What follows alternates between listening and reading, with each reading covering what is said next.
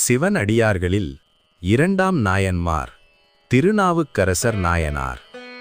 கடலூர் மாவட்டம் திருமுனைப்பாடி நாட்டில் உள்ள திருவாமூர் என்னும் ஊரில் புகழனார் மாதினியார் தம்பதிக்கு மகனாக பிறந்தார். பெற்றோர் இட்ட பெயர் மருள் நீக்கியார். மருள் நீக்கியாரின் வாழ்க்கையில் பெரும் செல்வாக்கு செலுத்தியவர் இவரது அக்கா திலகவதியார். திலகவதியாரின் மனமுடிக்க இருந்த கலிப்பகையார் போரில் இறக்க திலகவதியார் இறைப்பணிக்கே தன்னை அர்ப்பணித்தார். இளமையில் கல்வி மீது தாகம் கொண்ட மருள் நீக்கியார் பாடலிபுத்திரம் சென்று சமண சமயத்தை தழுவினார். அங்கு தருமசேனர் என்ற பெயருடன் தலைமை பொறுப்பை பெற்றார். தம்பி சமணராக இருப்பதை எண்ணி திலகவதியார் இறைவனிடம் முறையிட்டார். சிவபெருமான் மருள் நீக்கியாருக்கு சூளை என்னும் தீராத வயிற்று வலியை தந்தார். சமணர்களின் மந்திரங்களால் குணமாகாத வலி திலகவதியார் கொடுத்த திருநீற்றை அணிந்து அவர் காட்டிய வழியில் திருவதிகை வீரட்டானேஸ்வரர் கோயிலுக்கு சென்றதும் மறைந்தது. அங்கே அவர் பாடிய முதல் பதிகம் கூற்றாயினவாறு விளக்ககிலீர். இந்த அற்புதத்தை கண்டு வானில் ஒரு ஒலி கேட்டது.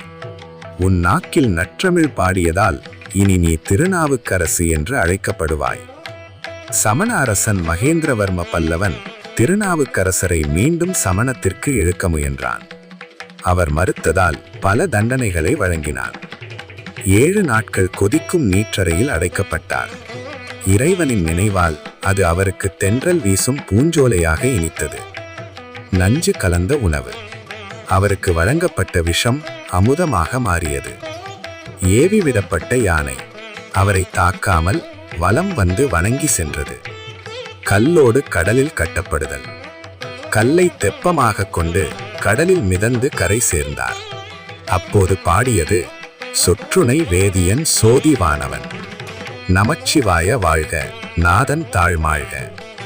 இந்த துணிச்சலை கண்ட பல்லவ மன்னன் தன் தவறை உணர்ந்து சைவ சமயத்திற்கு மாறினான். உழவார பணி. கோயில்களில் படர்ந்திருக்கும் செடி கொடிகளை அகற்றி தூய்மைப்படுத்தும் பணியை செய்தார். என் கடன் பணி செய்து கிடப்பதே என்பது இவரது தாரக மந்திரம். சீர்காழி பிள்ளை திருஞான சம்பந்தர் இவரை அன்போடு அப்பர், தந்தை என்று அழைக்க அதுவே அவரது பெயராக நிலைத்தது. முதிர்ந்த வயதில் கைலை மலைக்கு செல்ல முயன்றார். உடல் தளர்ந்த நிலையில் சிவபெருமான் இவரை திருவையாற்றில் ஒரு குளத்தில் மூழ்க செய்து அங்கேயே கைலை காட்சியை காட்டி அருளினார். இறுதியாக திருப்புன்கூர் வழியாக சென்று திருப்புகலூர் தலத்தில் சித்திரை சதய நாளில் இறைவனோடு இரண்டர கலந்தார். இந்த கதை உங்களுக்கு பிடித்திருந்தால் லைக் அண்ட் சப்ஸ்கிரைப் பண்ணுங்க. நன்றி, வணக்கம்.